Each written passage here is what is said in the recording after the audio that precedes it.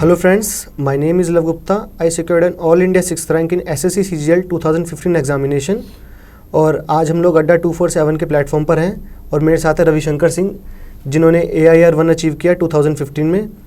और आज हम दोनों आप लोगों के साथ कुछ ऐसी चीज़ें डिस्कस करेंगे जो आप लोगों के मन में हमेशा रहती हैं, क्वेरीज रिगार्डिंग दिस एग्जामिनेशन, जो बेसिक क्वेरीज होती हैं कि एक जो बेसिक जो अप्रोच है एग्ज़ाम की वो क्या होनी चाहिए किसी भी एस्पिरेंट के लिए, चाहे वो किसी भी फील्ड से आ रहा हो, कोई कॉमर्स से आ रहा हो, कोई साइंस से आ रहा हो या फिर कोई आर्ट्स बैकग्राउंड से आ रहा हो, और एक टॉपर की क्या अप्रोच रहती है उस एग्ज़ाम को लेके।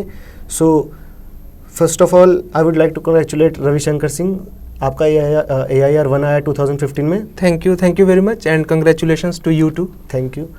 सो मैं स्टार्ट करना चाहूँगा कि आपकी क्या अप्रोच थी इस एग्ज़ाम को लेकर जब ये एग्ज़ाम आपने देने के बारे में सोचा था।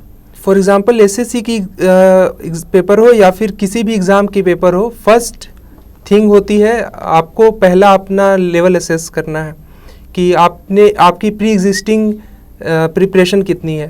फॉर एग्ज़ाम्पल हर कोई बचपन से अपने स्कूल लाइफ में, कॉलेज लाइफ में इंफॉर्मेशन गेन करते रहता है, तो उसकी क्या वैल्यू है आपका, वो कितना कंटेंट काम आएगा SSC के एग्ज़ाम में, तो वो पहले टेस्ट कर लेनी ज़रूरी है। तो इसके लिए आई सजेस्ट कि आप प्रीवियस ईयर की क्वेश्चंस उठा लो, most recent ones.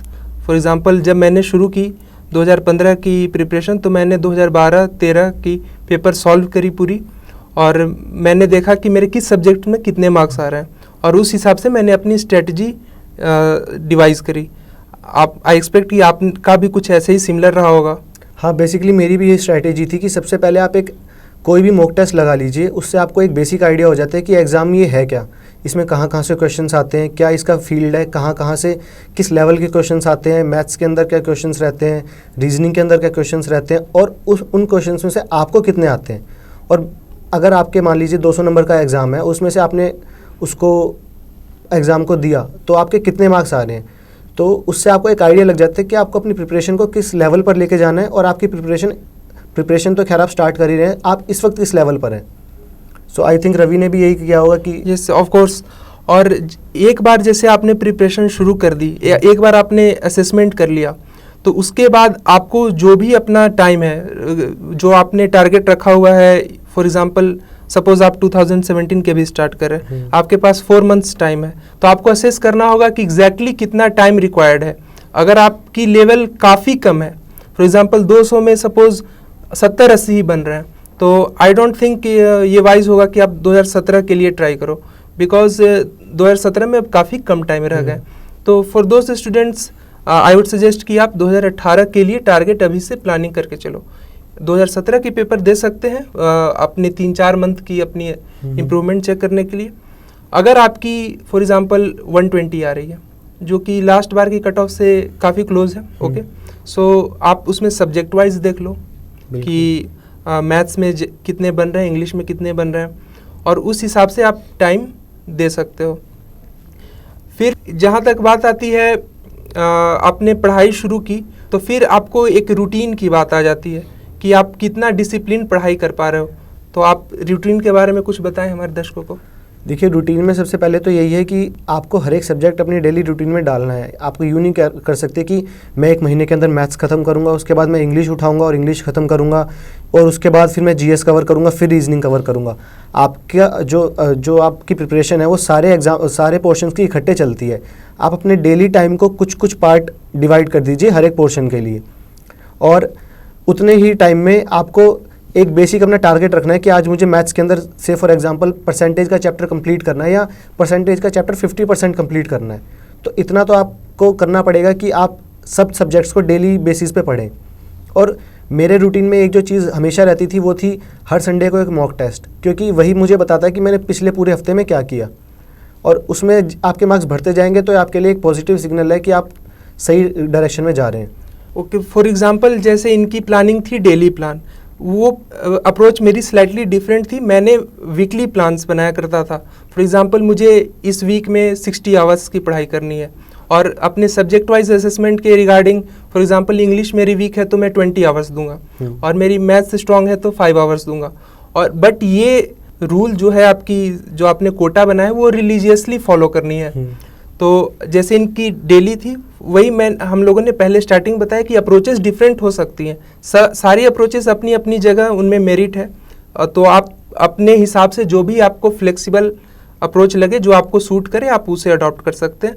For example इनकी डेली प्लान वाली पर डे मैथ्स की कुछ सिलेबस ले ली, इंग्लिश की ले ली, और मेरी वीकली वाली कि इस वीक में ये 2-3 चैप्टर मैथ्स के ख़त्म कर देने हैं और इंग्लिश के ये 4 चैप्टर्स ख़त्म कर देने हैं। बेसिकली एक बात तो मेरे ख्याल से मैं और रवि दोनों एग्री करेंगे कि अगर इस एग्ज़ाम के अंदर 8500 पोस्ट्स हैं तो उसके लिए 8500 स्ट्रैटेजीज़ भी होंगे। तो अगर कोई स्ट्रैटेजी मैंने बताई या रवि ने बताई तो इसका मतलब ये नहीं है कि वही स्ट्रैटेजी आप ब्लाइंडली फॉलो करें। आप अपनी स्ट्रैटेजी बनाइए, हाँ हमारे से कुछ पॉजिटिव्स लेके अपनी स्ट्रैटेजी में डालिए और उस स्ट्रैटेजी के ऊपर बिलीव रखिए कि आपकी स्ट्रैटेजी कामयाब होगी। क्योंकि जब आज आप लोग हमारी स्ट्रैटेजीज़ देख रहे हैं, जब हम आपके टाइम पे थे तो हमने तो किसी की स्ट्रैटेजीज़ देखी नहीं, तो हमें अपनी ही स्ट्रैटेजीज़ पे बिलीव करना था। तो अपनी स्ट्रैटेजी बनाकर उसी पे बिलीव कीजिए। ओके, सो अब मेरे ख्याल से मैं रवि से पूछना चाहूँगा कि हमने जब अपना असेसमेंट कर लिया है कि हम किस लेवल पर हैं, तो उसके बाद हमें सबसे बड़ा सवाल आता है कि whether to go for coaching और नॉट, और whether to go for offline coaching और ऑनलाइन कोचिंग। एग्जैक्टली जैसे आपने जो बोला कि फर्स्ट क्वेश्चन आती है एस्पिरेंट्स के माइंड में, वो एग्जैक्टली फर्स्ट क्वेश्चन है। एक्चुअली पहले लोग स्ट्रेटजी नहीं बनाते, पहले कोचिंग की ही सोचते हैं। बट जैसे हम लोगों ने बाय ऑर्डर चल रहे हैं, पहले स्ट्रेटजी आपको बना लेनी है, फिर आप कोचिंग के बारे में सोचें। तो आपने अगर पहली प्री लेवल अपनी असेसमेंट कर ली, तो सपोज़ आपके मैथ्स में 50 में 40 आ रहे हैं या 45 आ रहे हैं, तो आपको कोचिंग की उसमें कोई स्पेशल ज़रूरत है नहीं। बट अगर आपको इंग्लिश में या फिर रीजनिंग में 20 या 25 ही आ रहे हैं, तो उसमें आपको कोचिंग की ज़रूरत होगी, आपको गाइडेंस की ज़रूरत होगी। More importantly coaching as it exists right now in the market, वो डिफरेंट है। जो आपकी रिक्वायरमेंट है गाइडेंस की रिक्वायरमेंट, बिकॉज गाइडेंस आपको हर टाइम चाहिए, स्टेप स्टेप पे चाहिए। आप कभी पढ़ाई कर रहे हो उसमें भी गाइडेंस चाहिए, कभी आपको मोटिवेशन से रिगार्डिंग भी गाइडेंस चाहिए। तो आपको एक गाइडेंस बनी रहनी चाहिए फ्रॉम सम सक्सेसफुल कैंडिडेट्स और फ्रॉम सम अदर पर्सनालिटीज़ जो कि आपको इस बारे में गाइड कर सके। बट जैसे आपने कोचिंग की बात स्टार्ट की कि कोचिंग मुझे करनी है, कहीं ज्वाइन करनी है, तो 2 क्वेश्चंस आते हैं, ऑफलाइन करनी है या ऑनलाइन करनी है। तो ऑफलाइन अभी तक जो थी बाय डिफ़ॉल्ट मोड थी, सब लोग ऑफलाइन ही करते थे, क्लासरूम ज्वाइन करते थे, वहाँ क्लासेस जाया करते थे। बट आई थिंक कि टाइम चेंज हो रहा है। ओके और इसके साथ कुछ लोग जो रिमोट एरिया से हैं, जो गांव वगैरह से हैं, जो दिल्ली जैसे सेंटर्स पे रहना अफोर्ड नहीं कर सकते हैं, उनके लिए सबसे बेसिक प्रॉब्लम यही है कि हमें ऑफलाइन कोचिंग लेनी चाहिए या नहीं लेनी चाहिए। एग्जैक्टली जैसे मैं बिहार के एक छोटे टाउन से बिलोंग करता हूँ, तो वहाँ पे मेरे पास कई लोग ये क्वेश्चन लेके आते हैं कि क्या कोचिंग करनी ज़रूरी है इस एग्ज़ाम के प्रिपरेशन के लिए, क्योंकि उनको काफ़ी प्रॉब्लम होती है कहीं दूर जाके प्रिपेयर करने में, फिर रहने में भी काफ़ी मेंटेनेंस कॉस्ट्स भी हैं। तो ये रियली काफ़ी वाजिब क्वेश्चन है। तो आई थिंक कि टाइम चेंज हो रहा है और इसमें अब नई मोड्स आ रही हैं, पूरी दुनिया ऑनलाइन हो रही है। तो आई थिंक कि टाइम आ गया है कि ये कोचिंग्स भी ऑनलाइन हो, क्योंकि एसएससी ने पहल ले ली है, एग्ज़ाम्स ऑनलाइन कर दिए हैं 2016 में। तो आपको यहाँ से क्यों लेना है कि ऑनलाइन लेनी है। ऑफलाइन में आई थिंक सम लिमिटेशंस हैं। सबसे बड़ी लिमिटेशन तो ये है कि एज इट एग्जिस्ट्स, मतलब जैसे पढ़ाई जा रही है, तो बैचेस काफ़ी बड़े हो गए हैं। 2000, 3000, 4000 की बैचेस भी होती हैं। तो सबसे पहली प्रॉब्लम तो प्रैक्टिकल प्रॉब्लम ये है कि वो अब आपकी कोचिंग क्लासेस नहीं रह गई, वो अब भाषण हो गया है। बिल्कुल, क्योंकि आप जाओगे, आपको 20 क्वेश्चंस बताई जाएंगी या 25 क्वेश्चंस बताई जाएंगी, आप नोट करोगे और आ जाओगे। अगर आपको कुछ क्वेश्चन नहीं समझ में आई तो आप पूछ नहीं सकते। फॉर एग्जाम्पल आपकी कोई चैप्टर शुरू हुई, एग्जाम्पल सिंपल इंटरेस्ट और कंपाउंड इंटरेस्ट, आपको पहले ही 10 मिनट में कोई डाउट हो गई और वो बहुत बड़ी वाली डाउट है, तो आप तो क्लियर नहीं कर सकते, सर को रिपीट करने को भी नहीं बोल सकते जो आपके टीचर हैं, क्योंकि वो 2000 की बैच ले रहे हैं और वो शायद उस टाइम पे विजिबल भी ना हो सामने। बिल्कुल हो सकता है वो प्रोजेक्टर के थ्रू पढ़ा रहे हो।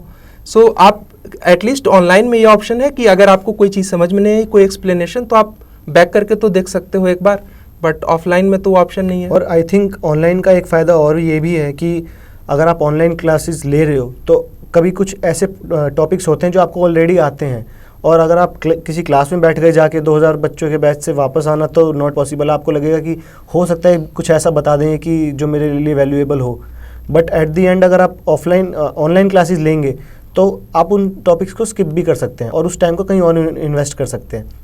प्लस काफ़ी लोग काफ़ी दूर भी रहते हैं सेंटर से, तो आना जाने का जो टाइम है, फिर वहाँ पर फ्रेंड्स बन जाते हैं, उसके बाद फिर जो बेसिक आपका जो फोकस होता है ना वो हट जाता है स्टडीज से। एग्जैक्टली और एक पॉइंट मैं यहाँ पे और ऐड करना चाहूँगा कि ऑनलाइन कोचिंग्स की एक सबसे बड़ी बेनिफिट जो है वो है आपकी फ्लेक्सिबिलिटी। अगर आपको रात में 11 बजे कोई टॉपिक पढ़नी है तो आप पढ़ सकते हो, ऑफलाइन में नहीं पढ़ सकते। सेकंड चीज़, अगर आपको फॉर एग्जांपल किसी शादी में या किसी कारणवश घर जाना पड़ गया तो आपकी वो ऑफलाइन क्लासेस मिस हो जाएंगी, और लेकिन ऑनलाइन अगर आपके पास वो मोड अवेलेबल है तो आप उसे वहाँ पे भी, घर पे भी आप उसे देख सकते हो। बाकी ऑनलाइन का सबसे बड़ा जो एक रीज़न है हम लोगों का ये कहने का, वो ये है कि अब एसएससी भी ऑनलाइन हो गया है। तो एक बेसिक क्वेश्चन हमेशा ये आता है कि हम एसएससी का पेपर ऑनलाइन दें या ऑफलाइन दें, जो मॉक टेस्ट होते हैं। सो उसके बारे में मेरे व्यूज़ तो यही है कि जितने से ज़्यादा हम ऑनलाइन टेस्ट दे पाएँ उतना अच्छा है, क्योंकि काफ़ी लोग ऐसे होते हैं जो कंप्यूटर बैकग्राउंड से नहीं होते हैं, जिनको कंप्यूटर यूज़ करने में भी प्रॉब्लम होती है और वो वहाँ पर जाके वो प्रॉब्लम फेस करते हैं एक्चुअल एग्ज़ाम में। सो अगर मेरा व्यू पॉइंट लिया जाए तो जितने ज़्यादा आप ऑनलाइन टेस्ट प्रैक्टिस करेंगे उतना बेटर रहेगा। मैं तो कहूँगा कि जितने ज़्यादा नहीं, सारे टेस्ट आपको ऑनलाइन ही देने हैं, क्योंकि जब एग्ज़ाम ऑनलाइन है तो ऑफलाइन टेस्ट देने का कोई मतलब ही नहीं है। बस एक चीज़ याद रखिएगा, जब भी आप ऑनलाइन टेस्ट दे रहे हो तो ये कोशिश कीजिए कि आपका जो एनवायरनमेंट है वो स्टडी रूम के हिसाब से है, ना कि किसी आप से फॉर एग्जांपल आप किसी रूम पे रह रहे हैं और आपके रूम पार्टनर्स भी हैं और वो सब लोग मस्ती कर रहे हैं, आप एग्ज़ाम दे रहे हैं, तो वो कंसंट्रेशन ही नहीं बन पाती है। फिर आपको लगेगा आपके मॉक टेस्ट में नंबर कम हो गए हैं या फिर आपकी स्टडी ठीक नहीं जा रही है। बट इससे बढ़िया है कि आप किसी लाइब्रेरी में बैठ के दे लीजिए एग्ज़ाम, क्योंकि वहाँ पर वो माहौल भी मिल जाएगा, वो शांति भी मिल जाएगी। सो आपको मॉक टेस्ट तो देने ही देने हैं, बट आप कोशिश कीजिए कि ऑनलाइन मॉक टेस्ट दिए जाएँ। तो ये तो रही ओवरऑल कोचिंग की बात कि आपको किस मोड में ज्वाइन करनी है। ऑफलाइन के भी बेनिफिट्स हैं, अगर आप किसी अच्छे इंस्टीट्यूट के नियर हैं तो आप ज्वाइन कर सकते हैं, but this is a more versatile option, so keep that in mind. अगर आपने कहीं ऑफलाइन की भी है पहले से, बट अगर आपको अभी भी डाउट्स हैं तो you can do a online course. Basically हम बात करते हैं कि अब प्रिपरेशन करनी कैसे है, कि हमने देख लिया ऑफलाइन कोचिंग या ऑनलाइन कोचिंग के क्या बेनिफिट्स या फिर क्या नेगेटिव्स हैं। सो अब बात करते हैं कि बुक्स कौन सी फॉलो करनी है और अपना बेसिकली टाइम कैसे प्लान करना है। और कुछ लोगों के दिमाग में भी ये है कि अब 2017 के लिए प्रिपेयर किया जा सकता है नहीं। ओके, तो उसके लिए मैंने तो बता दिया, एक आपकी असेसमेंट से आप बता सकते हो कि करना है या नहीं। अगर आपकी लेवल ठीक ठाक है तो आप अभी से फाइनल एफर्ट लगाओगे फुल फोर्स में तो निकालना बिल्कुल पॉसिबल है। अब यहाँ से अब आपकी लेकिन चूंकि 3 से 4 महीने की टाइम है, तो अभी से आप क्या करते हो that is very very important. First thing जो मैं बोलना चाहूँगा कि टाइम वेस्ट नहीं करना है। अभी से आपके पास 100 दिन है लगभग, और 2400 घंटे हैं, तो आपके उसमें से करीब 1000 घंटे तो वैसे भी डेली वर्क के लिए चले जाएंगे, तो आपके पास बस 1400 घंटे हैं। और ये याद रखिए कि जो बाकी के एस्पिरेंट्स हैं, जो 15 लाख एस्पिरेंट्स हैं, उनमें से 2-3 लाख एस्पिरेंट जो सीरियसली इस पे फोकस्ड हैं, वो अपने इस टाइम का यूज़ कर रहे हैं। तो ये कंपटीशन है, ये बोर्ड एग्जाम नहीं है कि इसमें इतना सर्टेन परसेंटेज मार्क्स ले आना है। यहाँ पे आपको बाकी लोगों से आगे निकलना है। तो फर्स्ट चीज़ तो टाइम की है कि आपको टाइम की यूटिलाइजेशन बाकी लोगों से अच्छी करनी है।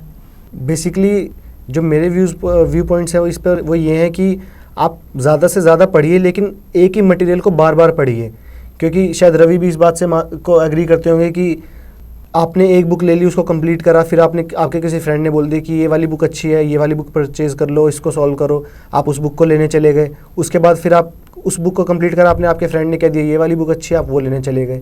इससे बेहतर तो यह है कि जो आपकी फर्स्ट वाली बुक थी, अगर आप उसी को 2-3 बार कंप्लीट कर लेंगे तो वो सबसे बेस्ट रहेगा। और वो बुक कौन सी होनी चाहिए आप डिसाइड कीजिए, बट प्रीवियस ईयर बुक्स उठाइए जिसमें प्रीवियस ईयर क्वेश्चंस दे रखे हो, सो दैट आपको वो लेवल भी पता लगता रहे और आप एसएससी के एक्चुअल लेवल से compete कर रहे हो।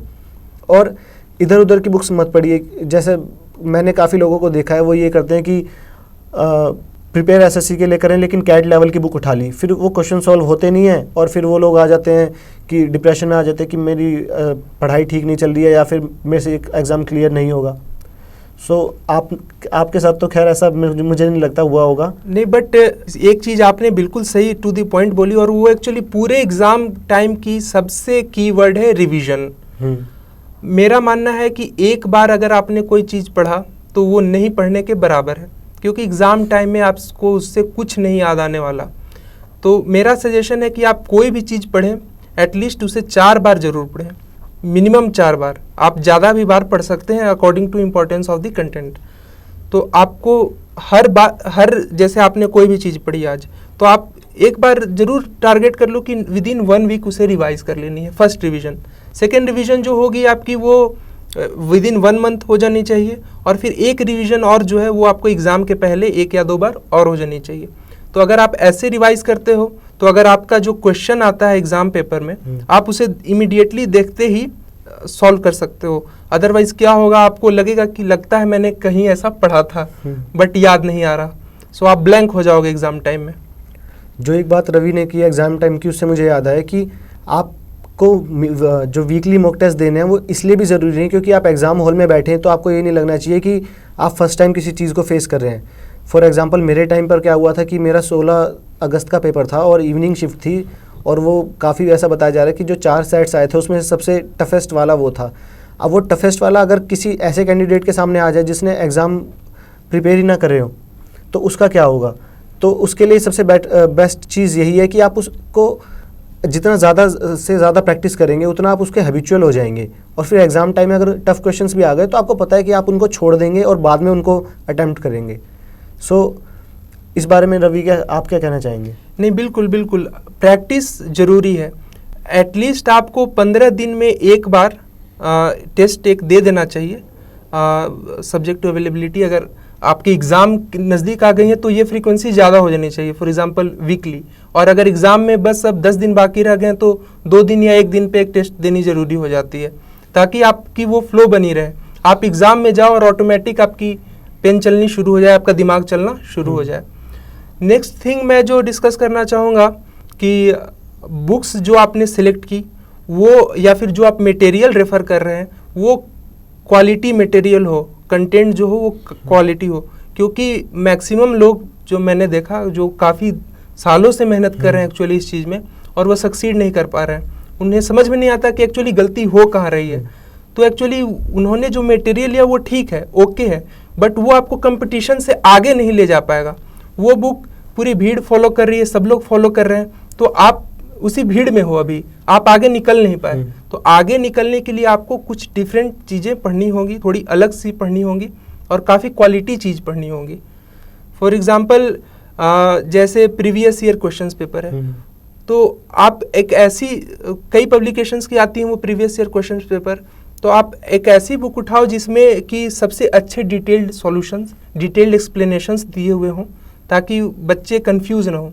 कई बुक्स में मैंने काफ़ी एरर्स देखी हैं जो नई पब्लिकेशंस आई हैं, तो बच्चे उसी में परेशान रहते हैं कि ये बनेगा कैसे, ये बनेगा कैसे, कई जगह घूमते रहते हैं, लास्ट में पता चलता है कि क्वेश्चन ही रॉन्ग थी। ये बात तो बिल्कुल सही कही रवि ने कि एक ही बुक लीजिए, उसी को फॉलो करते रहिए, और वो जब तक अगर एक बार ख़त्म हो जाए तो उसको वापस ख़त्म कीजिए, क्योंकि कोई भी बुक आप एक बार ख़त्म ही नहीं कर सकते। अगर आप जितनी भी बार उसको नई बार वापस करेंगे तो आपको पता लगेगा कि आपने कुछ ना कुछ मिस कर दिया, कुछ ना कुछ मिस कर दिया है। एक क्वेश्चन जो कई लोग मुझसे क्वेश्चन पूछा करते हैं या डाउट रहती है उनके मन में, वो बोलते हैं कि सर एसएससी की तैयारी कर रहे हैं तो क्या बैंक की भी तैयारी कर सकते हैं या फिर रेलवे वगैरह का एग्ज़ाम दे सकते हैं, तो आपका इस बारे में क्या ख्याल है? ये डाउट्स तो मुझसे भी काफ़ी लोगों ने फेसबुक पर पूछे हैं कि अलग अलग एग्ज़ाम्स की इकट्ठे तैयारी कर सकते हैं नहीं। तो मेरा तो ये मानना है कि हर एक एग्ज़ाम का कुछ ना कुछ डिफरेंट पोर्शन होता है जो आपको कवर करना है। अगर आप बैंकिंग के लिए जाएंगे तो आपको बैंकिंग की जीएस पढ़नी पड़ेगी, एसएससी के लिए जाएंगे तो आपको एसएससी की जीएस पढ़नी पड़ेगी। तो मेरा ये मानना है कि आप एक एग्ज़ाम के लिए फोकस्ड रहें कि एक एग्ज़ाम मुझे देना है, और साइड बाय साइड अगर कोई एग्ज़ाम हो रहा है आप वो एग्ज़ाम फिल कीजिए, वो एग्ज़ाम देकर आइए, बट उसके लिए सेपरेटली प्रिपेयर मत कीजिए कि मान लीजिए आज बैंकिंग का एग्ज़ाम आ गया तो आपने बैंक का कल से आप बैंकिंग की जीएस पढ़ने लग गए हैं, एसएससी का एग्ज़ाम आ गया तो आपने बैंकिंग छोड़ के आप एसएससी की जीएस पढ़ने लग गए हैं, या रेलवे का एग्ज़ाम आ गया तो आप रेलवे के प्रीवियस ईयर क्वेश्चंस उठा रहे हैं। सो आप बेसिकली एक ही एग्ज़ाम का फोकस रखिए, और जितने भी एग्ज़ाम्स इधर उधर निकल रहे हैं उनको फिल कीजिए और उनको भर के आइए। आपको एटलीस्ट एग्ज़ाम में बैठने का एक मौका मिलेगा और एग्ज़ाम हॉल का एक एनवायरनमेंट मिलेगा। आई थिंक लव ये कहना चाह रहे हैं कि अगर आपकी टारगेट एसएससी है तो आप एसएससी के लिए ही प्रिपेयर करो। आप बैंक का आईबीपीएस का फॉर्म भरने में कोई इशू नहीं है, आप एग्जाम देने जा सकते हो, but even until the last day, IBPS की आज एग्जाम है तो एक दिन पहले तक भी आप एसएससी के लिए ही पढ़ो, बैंक के लिए स्पेशली मत पढ़ो। अगर आपको बैंक वाली एप्टीट्यूड, फॉर एग्जांपल बैंक की मैथ्स डिफरेंट है, उसमें आपको डाटा एनालिसिस एंड इंटरप्रिटेशन है, जबकि इसमें आपको ट्रिग्नोमेट्री, कोऑर्डिनेट वगैरह के सारे कंसेप्ट्स हैं। तो अगर आप दो नाव में पैर रखने की कोशिश करोगे तो फिर किधर के भी नहीं रहोगे। और इसके अलावा जो एक लास्ट चीज़ जो बच गई है वो ये है कि लास्ट मंथ में कैसे प्रिपेयर करें या लास्ट टाइम में कैसे प्रिपेयर करें। सो रवि, आप कुछ बताइए, फिर मैं भी कुछ अपने व्यू पॉइंट्स रखूंगा उस बारे में। मेरा एक्सपीरियंस ये है, एग्ज़ाम टाइम जैसे आपके नज़दीक आ रहा है तो एक मंथ पहले का आपका टारगेट लेके सारी सिलेबस कंप्लीट कर लेनी है। फॉर एग्जांपल अगर 1 जुलाई को एग्ज़ाम है तो 1 जून तक आपकी सारी चीज़ें एक बार पढ़ी होनी चाहिए, एटलीस्ट सारी की सारी चीज़ें। आपको लास्ट मंथ जो है वो रिवीजन और प्रैक्टिस के लिए रखनी है, क्योंकि मैंने अप्रोच देखा है लोगों का कि जब जैसे जैसे नज़दीक आते जाता है लोगों की पढ़ाई ज़्यादा हो जाती है, number of durations, number of hours. तो इससे एक्चुअली एक तो उनके पास कैपेसिटी नहीं होती उतनी पढ़ने की, वो माइंड में अब्जॉर्ब नहीं हो पाती, और काफ़ी हड़बड़ी टाइप की हो जाती है कि अभी ये छूटा हुआ है, वो छूटा हुआ है। आपने बिल्कुल सही कहा कि लास्ट टाइम पे आप ये ना सोचे कि अपना कोर्स हम लास्ट टाइम पे ही ख़त्म करेंगे, लास्ट टाइम में थोड़े पढ़ने का टाइम बढ़ाकर हम कोर्स को तब फिनिश कर लेंगे। 1 महीना पहले तो आप कोर्स ख़त्म कर ही लीजिए, और जो लास्ट मंथ रह गया उसके अंदर आप कोशिश कीजिए कि डेली की डेली आप एक मॉक टेस्ट दे पाएँ, और मॉक टेस्ट उसी टाइम पे दें जिस टाइम पे एसएससी का एग्ज़ाम होना है आपका। अगर एग्जांपल आपका एसएससी का एग्ज़ाम 10 से 12 के बीच में होना है तो डेली 10 से 12 के बीच में ही अपना मॉक टेस्ट दीजिए, ताकि आपका माइंड उस टाइम पे काम करना स्टार्ट करे, और जब आप एग्ज़ाम हॉल में भी बैठे तो नेचुरली वो आपका माइंड काम करना स्टार्ट करे। ओके और एक और चीज़ जो काफ़ी इम्पोर्टेंट मुझे लगती है कि एग्ज़ाम के जस्ट पहले आपकी क्या रूटीन है। फॉर एग्ज़ाम्पल मैं मेरी सेंटर थी लखनऊ में और मुझे जाना था औरंगाबाद से, तो एक्चुअली मेरे पास ऑप्शंस थे कि मैं प्रीवियस डे बिल्कुल लेट नाइट भी पहुंचूं या फिर मॉर्निंग में ही पहुंच जाऊं। तो मैंने सेकंड ऑप्शन प्रीफर करा कि पहले पहुंच के और रिलैक्स करना बहुत ज़रूरी है। जो भी आउट स्टेशन कैंडिडेट्स हैं वो ये बात ध्यान दे दें कि आप लोग सोचते हैं कि अर्ली मॉर्निंग पहुंचेंगे होटल का खर्च बचा लेंगे, तो दिस इज़ वेरी रॉन्ग। आपने साल भर मेहनत की, साल भर पढ़ाई की, आप एक दिन रात में अगर ट्रेन में सो नहीं पाए तो आपकी पूरी साल भर की मेहनत चली जाएगी। इसलिए ज़रूरी है रिलैक्स्ड होना एग्ज़ाम के जस्ट पहले। ये बात रवि ने बिल्कुल सही की कि एग्ज़ाम के जस्ट पहले अपना एग्ज़ाम सेंटर देख लें, क्योंकि अभी मेरे साथ यही हुआ। मैं एक एग्ज़ाम देने गया था 1-2 दिन पहले ही, और गूगल मैप का मैं यूज़ कर रहा था टेक्नोलॉजी का, और मैप का यूज़ करते करते मैं एग्ज़ाम सेंटर तक पहुंच गया जो कि 10 किलोमीटर दूर था। तो वो तो शुक्र है कि आधा घंटा मेरे पास बचा था और वहाँ पे कन्वेंस अवेलेबिलिटी भी थी, तो मैं किसी तरह अपने एग्ज़ाम सेंटर पे बिल्कुल 3 मिनट पहले पहुँच गया। सो आप लोग ऐसा रिस्क ना लें, अपना एग्ज़ाम सेंटर एक दिन पहले ही देख लें, और एग्ज़ाम शुरू होने के कम से कम आधा या 1 घंटे पहले वहाँ पर जाकर खड़े हो जाएँ, सो दैट आपको आपका माइंड स्ट्रेस जो ना हो जब आप एग्ज़ाम दे रहे हो। यस और लास्ट में ये कहना चाहूँगा कि आप एग्ज़ाम जिस दिन आपकी है उस दिन आप अवॉइड करें उस दिन कोई भी लास्ट मिनट रिवीजन करने के लिए, क्योंकि एसएससी इन पर्टिकुलर ऐसा एग्ज़ाम है कि आपकी ब्रेन पूरी फ्री होनी चाहिए, 110% स्पीड पे चलनी चाहिए, क्योंकि उसमें क्वेश्चंस काफ़ी ट्रिकी होते हैं। अगर आपका माइंड फ्री है, क्लटर फ्री है, तभी आप पूरी तरह अटेम्प्ट कर पाओगे। इसलिए आप लास्ट मिनट रिविजन्स न करें और बिल्कुल फ्रीली, बिल्कुल रिलैक्स होकर एग्ज़ाम हॉल में अपीयर हो। घबराने की कोई ज़रूरत नहीं है, टाइम एम्पल रहता है। अगर आप सही से अप्रोच कर रहे हो तो इजीली पेपर कंप्लीट कर सकते हो। सो थैंक यू रवि, आपने काफ़ी अच्छे व्यू पॉइंट्स बताए अपने लोगों को बताने के लिए कि अपनी स्ट्रैटेजी कैसे बनानी है। और मैं चाहूँगा कि आप लोग इस वीडियो में कमेंट सेक्शन में कमेंट कीजिए कि आपके क्या क्या क्वेरीज़ हैं, आपको कहाँ का प्रॉब्लम है। मैं और रवि कोशिश करेंगे कि ज़्यादा से ज़्यादा आप लोगों की क्वेरीज सॉल्व करें, और भी वीडियोस बनाएं इस तरह की जिससे आपको आपकी प्रिपरेशन में मदद मिले। सो आई होप कि आप लोगों को इस वीडियो के माध्यम से कई सारी चीज़ें सीखने को मिली होंगी, एंड आई होप कि आप इनमें से कुछ पॉइंट्स एक्सेप्ट करके अपने डेली रूटीन और स्टडीज़ में इनकॉर्पोरेट करेंगे। एंड जैसा लव ने बताया, आप अपने सारे डाउट्स कमेंट्स के माध्यम से इस वीडियो में मेंशन कर सकते हैं। हम लोग अपनी हर संभव कोशिश करेंगे उन्हें एड्रेस करने के लिए। Okay, thank you all for watching this video. And all the best for your preparation.